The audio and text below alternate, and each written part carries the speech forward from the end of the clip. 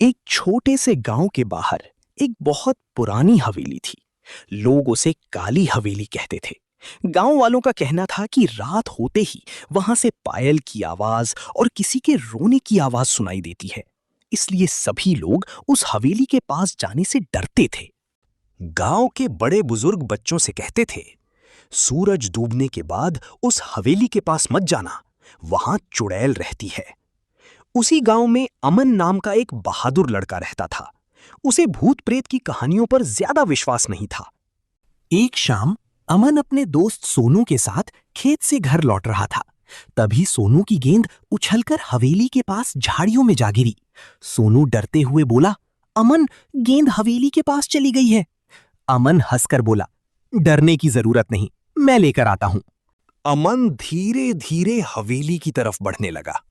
जैसे जैसे वो करीब पहुंचा, चारों तरफ सन्नाटा बढ़ता गया। तभी हवेली के अंदर से धीमी आवाज आई, कौन है?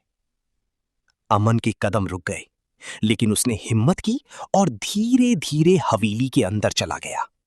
हवेली के अंदर बहुत अंधेरा था। पुरानी दीवारों पर जाले लगे थे और फर्श पर धूल जमी थी। तभी ऊपर की मंजिल से आवाज आने लगी, छन छन छन। अमन ने सीढ़ियों की तरफ देखा। वहां सफेद कपड़ों में एक औरत खड़ी थी। उस औरत के लंबे बाल उसके चेहरे के सामने थे। अमन की धड़कन तेज हो गई। उसने कांपती आवाज में पूछा, आप कौन है?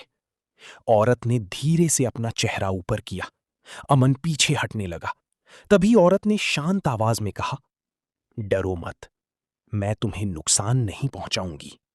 अमन ने हिम्मत करके पूछा, फिर आप इस सुनसान हवेली में अकेली क्यों रहती हैं? औरत ने एक पुराने कमरे की तरफ इशारा किया और बोली, उस कमरे में एक संदूक है, उसके अंदर गांव के लिए बहुत जरूरी चीज छिपी है। अमन हैरान होकर उस कमरे की तरफ बढ़ा।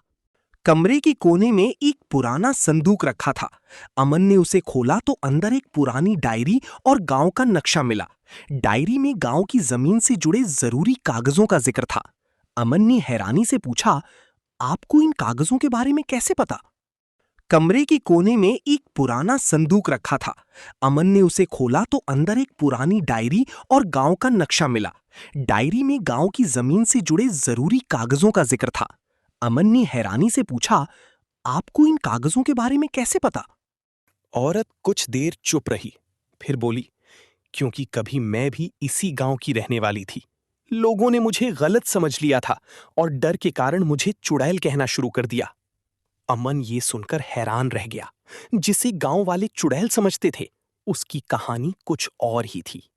तभी बाहर से सोनू की घबराई हुई आवाज आई, अमन, जल्दी बाहर आओ। अमन ने डायरी और नक्शा उठाया और हवेली से बाहर निकल आया। उसने गांव के बुजुर्गों को पूरी कहानी बताई। अगले दिन गांव के लोग नक्शे में बताई गई जगह पर पहुंचे। काफी खोजने के बाद उन्हें पुराने कागज मिल गए। गांव वालों को सच्चाई का पता चल गया। जिस औरत को वे वर्षों से चुड़ैल समझते थे, वो असल में एक अकेली महिला थी जो हवेली में रहकर उन जरूरी कागजों की रक्षा कर रही थी। गांव वालों को अपनी गलती का एहसास हुआ। उन्होंने उस महिला से माफी मांगी और कहा, अब आप अकेली नहीं रहेंगी, हमारे साथ गांव में चलिए। उस दिन के बाद काली हवेली का डर धीरे धीरे खत्म हो गया और गांव वालों ने उस महिला को अपने परिवार का हिस्सा बना लिया। अमन जब भी उससे मिलता, मुस्कुराकर कहता, आप चुड़ैल नहीं हैं, आप तो गांव की रक्षक हैं। महिला भी मुस्कुरा देती।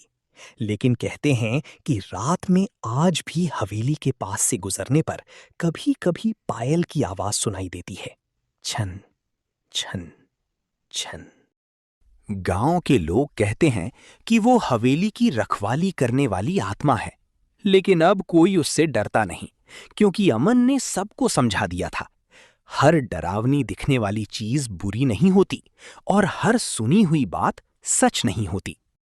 इसीलिए किसी के बारे में बिना सच्चाई जाने फैसला नहीं करना चाहिए। डर से ज्यादा ताकतवर होती है सच्चाई। अगर आपको ये कहानी पसंद आई हो तो गुड्डू स्टोरीज को सब्सक्राइब जरूर करें और ऐसी ही रोमांचक कहानियों के लिए हमारे साथ जुड़े रहें।